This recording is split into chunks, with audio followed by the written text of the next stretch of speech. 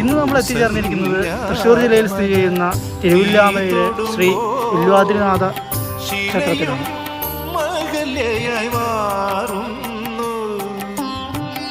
ഇവിടുത്തെ പ്രത്യേകത എന്തെന്നാൽ വില്വാദ്രിനാഥ ക്ഷേത്രത്തെക്കുറിച്ച് പറയുമ്പോൾ പരശുരാമൻ പണ്ട് ക്ഷത്രിയ നിഗ്രഹത്തിന് ശേഷം ശിവഭഗവാനെ തപസ് ചെയ്യുകയും ശിവഭഗവാൻ ഒരു വിഷ്ണുവിൻ്റെ വിഗ്രഹം കൊടുക്കുകയും അത് കൊണ്ടുവന്ന് അകുല മഹർഷിയുടെ സഹായത്തോടു കൂടി വില്വാദ്രിയിൽ വന്ന് ഇന്നത്തെ തിരുവില്ലാമല ടൗൺ അന്ന് വില്വാദ്രി പട്ടണം എന്നായിരുന്നു അറിയപ്പെട്ടിരുന്നത്.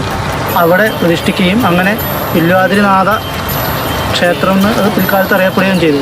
വില്ലുമരങ്ങളാൽ നിറഞ്ഞു നിൽക്കുന്ന ഇടമായതുകൊണ്ടാണ് അതിനെ വില്വാദ്രി എന്നതും ആ വില്വാദ്രി എന്നതാണ് ഇന്നത്തെ തിരുവില്ലാമല ടൗണായി മാറിയതും എന്നും ചരിത്രം പറയുന്നുണ്ട്.